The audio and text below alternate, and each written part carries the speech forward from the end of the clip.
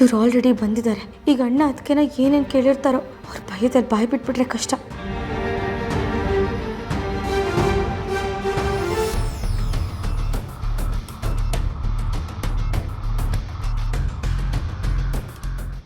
ಅರೆ ಬಂದ್ರಾ? ಎಲ್ಲಿಗೆ ಹೋಗಿದ್ರಿ? ಅಯ್ಯೋ ಯಾಕೆ ಕೇಳ್ತೀರಾ, ಅಣ್ಣ ಅದಕ್ಕೆ ಬಂದಾಗಿಂದ ನಂಗೆ ಏನು ಮಾಡ್ತಾ ಇದ್ದೀನಿ ಅಂತ ನನಗೆ ಗೊತ್ತಾಗ್ತಿಲ್ಲ. ಖುಷಿಗೆ ಅದು ಅವ್ನಿಗೆ ಏನೇನು ಇಷ್ಟ ಅದೆಲ್ಲ ತಿಂಡಿಗಳು ಮಾಡೋಣ ಅಂತ ಅಡುಗೆ ಮನೆಗೆ ಹೋದ್ನಾ, ಬೇಕಾಗಿರೋ ದಿನಸಿನೇ ಇಲ್ಲ. ಅದಕ್ಕೆ ಅದೆಲ್ಲ ತೊಗೊಂಡು ಬರೋಣ ಅಂತ ಅಂಗಡಿಗೆ ಹೋದೆ. ದುಡ್ಡು ತೊಗೊಂಡು ಹೋಗಿಲ್ಲ, ಬ್ಯಾಗು ತೊಗೊಂಡು ಹೋಗಿಲ್ಲ. ಅದಕ್ಕೆ ಬ್ಯಾಗು ದುಡ್ಡು ತೊಗೊಂಡು ಹೋಗೋಣ ಅಂತ ವಾಪಸ್ ಬಂದೆ. ಅಲ್ಲ ಜಾಂಗಿದ್ರೆ, ನೀವೆಲ್ಲ ಕೆಲಸಗಳಲ್ಲೂ ಎಷ್ಟು ಪರ್ಫೆಕ್ಟು, ಯಾವತ್ತೂ ಹೀಗೆ ನಡ್ಕೊಳ್ಳೋರಲ್ಲ, ಏನಾಯಿತು? ಅದೇ ರೀ, ಅದೇ ನನಗೂ ಗೊತ್ತಾಗ್ತಿಲ್ಲ. ಅದೇ ಅಣ್ಣಂಗೆ ಏನೇನು ಇಷ್ಟ ಅದನ್ನೆಲ್ಲ ಮಾಡೋಣ ಅನ್ನೋ ಎಕ್ಸೈಟ್ಮೆಂಟಲ್ಲಿ ಹೀಗಾಗೋಗಿದೆ. ಹೇಗೂ ನೀವು ಬಂದ್ರಲ್ಲ, ಬನ್ನಿ ಏನೇನು ತಿನಿಸಿ ಬೇಕೋ ತೊಗೊಂಬರೋಣ. ಅಣ್ಣಂಗೆ ಮೆಂತ್ಯ ಬಾತು ಮತ್ತು ಗೋಳಿ ಬಜೆ ಅಂದರೆ ತುಂಬ ಇಷ್ಟ. ಬನ್ನಿ ಬನ್ನಿ. ಸರಿ, ಅದನ್ನೆಲ್ಲ ತೊಗೊಂಬರಕ್ಕೆ ಅಲ್ಲಿಗೆ ಯಾಕೆ ಹೋಗಬೇಕು? ಆನ್ಲೈನ್ ಆರ್ಡರ್ ಮಾಡಿದ್ರೆ ಆಯ್ತಲ್ಲ, ಇಲ್ಲಿಗೆ ಬರುತ್ತೆ. ಚೆನ್ನಾಗಿ ಹೇಳಿದ್ರಿ. ಆ ಥರ ಎಲ್ಲ ಆನ್ಲೈನಲ್ಲಿ ಆರ್ಡರ್ ಮಾಡಿಬಿಟ್ರೆ ನಾವು ಮಾಡ್ದಾಗಿರುತ್ತಾ? ನಾವೇ ನಮ್ಮ ಕೈಯಾರೆ ಅಂಗಡಿಗೆ ಹೋಗಿ ಏನೇನು ಬೇಕೋ ಅದನ್ನೆಲ್ಲ ಆರಿಸ್ಕೊಂಡು ಬಂದರೆ ಅವಾಗ ನಾವು ಮಾಡಿದ ಖುಷಿ ನಮಗಿರುತ್ತೆ. ಬನ್ನಿ ಬನ್ನಿ ಬನ್ನಿ, ಹೇಳೋದು ಕೇಳಿ ಒಂದು ನಿಮಿಷ ಬನ್ನಿ.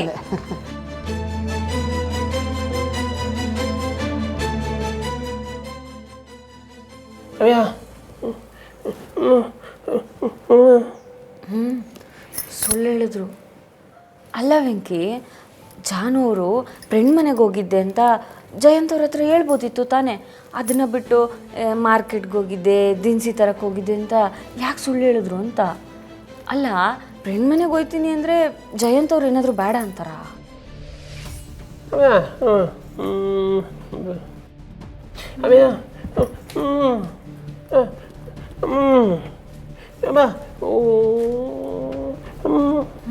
ಹೌದು, ಏನೋ ಯೋಚನೆ ಮಾಡ್ತಾನೇ ಇರ್ತಾರೆ. ಇಲ್ಲಿ ನೋಡು, ಹೋಗ್ಲಿ ಬಿಡು. ಜಾನು ಅವರು ಒಬ್ಬರೇ ಇರ್ತಾರಲ್ಲ, ಅವಾಗ ಏನು ಅಂತ ಕೇಳಮ್ಮ.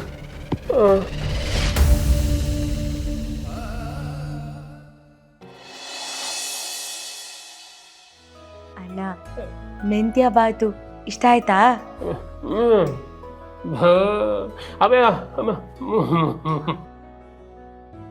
ಏನಿಲ್ಲ, ಯಾವಾಗಲೂ ತಿನ್ನೋದಕ್ಕಿಂತ ಒಂದು ತುತ್ತು ಕಡಿಮೆನೇ ತಿಂದೆ.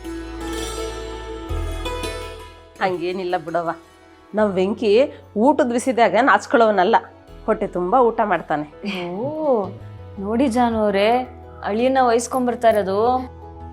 ಅಲ್ಲ, ಅಂಗಡಿ ಕ್ಲೋಸ್ ಮಾಡಿ ಬಂದಿದ್ದೀರಿ, 2 ದಿನ ಆಗಿದೆ.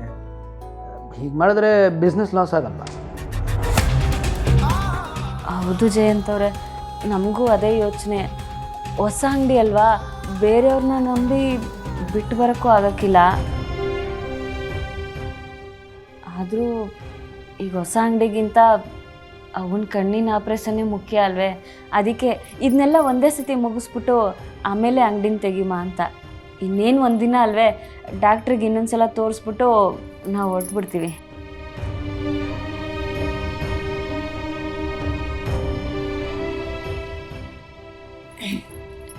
ಜಯಂತ್ ಅವರೇ, ನಿಮ್ಮ ಹತ್ರ ಒಂದು ವಿಷಯ ಮಾತಾಡಬೇಕಿತ್ತು.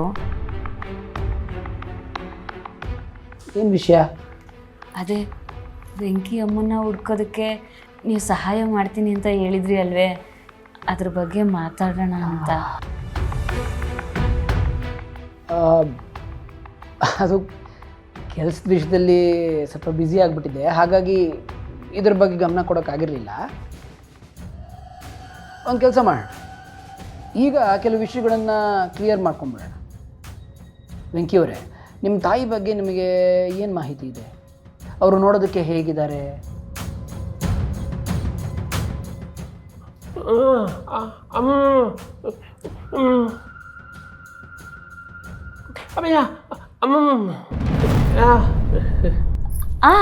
ಫೋಟೋ ಐತೆ ಇವ್ರ ಹತ್ರ.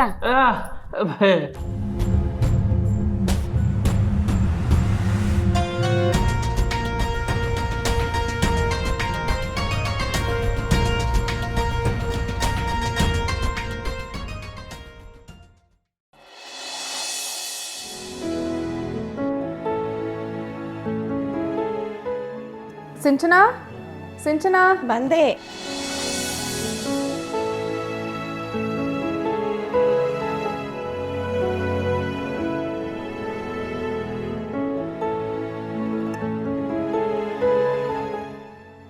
ಅಣ್ಣ ಇದ್ದು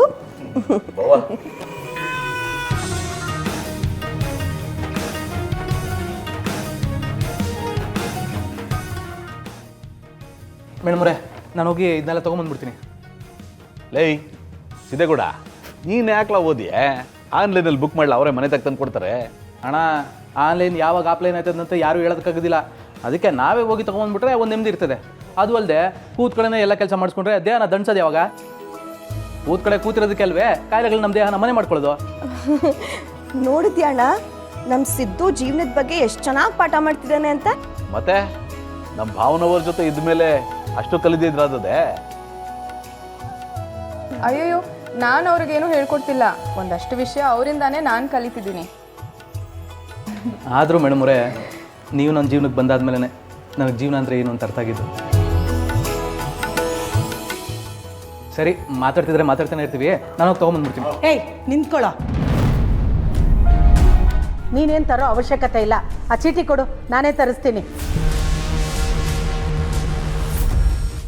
ಓ, ಅವನೇ ತಗೊಬತ್ತೀನಿ ಅಂತ ಹೇಳ್ತಾವನೆ, ಯಾಕವ ಬೇಡ ಅಂದಿಯೇ? ಇದ್ದಕ್ಕಿದ್ದಾಗೆ ಬಂದು ಈ ಮನೆ ಮೇಲೆ ಪ್ರೀತಿ ಇದೆ ಅಂದ್ರೆ ಹೇಗೋ ನಂಬಕ್ಕಾಗುತ್ತೆ ಮರಿಗೌಡ?